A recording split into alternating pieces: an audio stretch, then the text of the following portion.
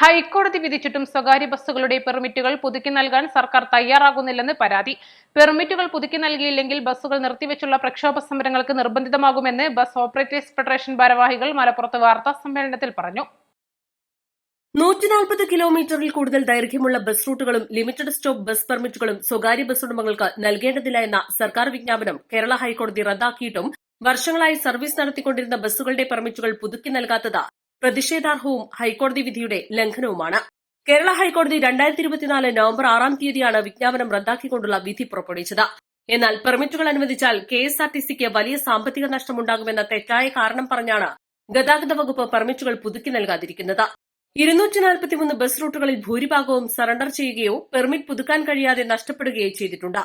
ഇത് വിദ്യാർത്ഥികളടക്കമുള്ള യാത്രക്കാർക്ക് ലഭിച്ചുകൊണ്ടിരുന്ന യാത്രാ സൌകര്യം നഷ്ടപ്പെടുത്തുന്നു. ബസ്സുകളിലെ തൊഴിലാളികൾക്ക് ലഭ്യമായിക്കൊണ്ടിരിക്കുന്ന തൊഴിലും നഷ്ടപ്പെടുത്തുന്നതാണ്. കൂടാതെ കിട്ടാവുന്നിടത്തു നിന്നെല്ലാം കടം വാങ്ങി ബസ് സർവീസ് നടത്തുന്ന ബസ് ഉടമകൾ ലോൺ അടയ്ക്കാൻ കഴിയാതെ കടക്കണിയിലകപ്പെട്ട് ആത്മഹത്യയുടെ വക്കിലാണ്. കേരള ഹൈക്കോടതി വിധിയുടെ അടിസ്ഥാനത്തിലും പൊതുഗതാഗത മേഖലയിലെ യാത്രാ സൌകര്യവും ബസ് തൊഴിലാളികളുടെയും ബസ് ഉടമകളുടെയും ജീവിതോപാധിയാണെന്നതും കണക്കിലെടുത്ത ഇക്കാര്യത്തിൽ സർക്കാർ ആവശ്യമായ ഇടപെടലുകൾ നടത്തിവരുന്ന സ്വകാര്യ ബസ്സുകളുടെ പെർമിറ്റുകൾ യഥാസമയം പുതുക്കി നൽകുന്നതിനും ലിമിറ്റഡ് സ്റ്റോപ്പ് ബസ്സുകളുടെ പെർമിറ്റുകൾ അതേ കാറ്റഗറിയിൽ പുതുക്കി നൽകുന്നതിനും ആവശ്യമായ നിർദ്ദേശങ്ങൾ RTOമാർക്ക് നൽകാൻ സർക്കാർ തയ്യാറാവണം.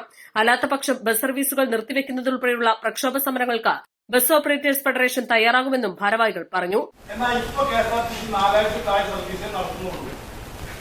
ഈ 4000 സർവീസ് നടത്തുന്നതിന് 900 കോടി രൂപ ബഡ്ജറ്റിലൂടെയും അനേകം കോടി രൂപ അത് കൂടാതെ നമ്മളെ കൊടുക്കാനൊക്കെ കൊടുത്തുകൊണ്ടിരിക്കുക. ഇങ്ങനെ KSRTC ഏതായാലും നഷ്ടം വന്നുകൊണ്ടിരിക്കുക.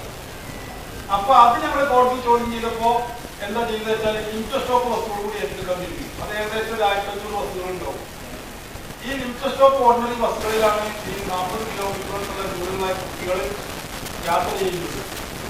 ഇപ്പൊ KSRTC ഈ 243 ബസ് ഏറ്റെടുത്തിട്ട് അവിടെയൊക്കെ ഞങ്ങൾ ഓർഡിനറി സർവീസുകളായി നടത്തിയിരുന്നത് അവരെ ഏറ്റെടുത്തപ്പോൾ അത് ദീർഘദൂര സർവീസുകൾക്ക് 140 കിലോമീറ്ററിന് മേലെ ഓർഡിനറിയായി സർവീസ് നടത്താൻ പറ്റാത്ത സാഹചര്യത്തിൽ അവർ ഫാസ്റ്റ് സൂപ്പർ ഫാസ്റ്റ് സർവീസുകളാണ് നടത്തുന്നത്. അതിലൊന്നും ചാർജ് കൂടിയിട്ടാണ്. അതിലൊക്കെ ചാർജ് കൂടുതൽ കൊടുക്കണം. അതേസമയം വിദ്യാർത്ഥികൾ കണ്ടിന് കൊടുക്കില്ല. പക്ഷെ ഇതിന്റെ കാര്യങ്ങളൊന്നും പൊതുജനങ്ങളെ സംബന്ധിച്ചിടത്തോളം ഇതിൽ ബോധവാന്മാരല്ല. സംഗതി വശാൽ നിങ്ങളെ മാധ്യമങ്ങളും അതിന്റെ കാര്യങ്ങളൊന്നും മനസ്സിലാക്കുന്നില്ല. നിങ്ങളൊക്കെ സ്വകാര്യ വ്യക്തികൾ ബസ് ഉടമകൾ ഒരു കൊള്ളലാഭക്കാർ എന്ന രീതിയിലാണ് ചില സമയങ്ങളിലൊക്കെ മാധ്യമങ്ങളിലൊക്കെ റിപ്പോർട്ടുകൾ വരാറ്.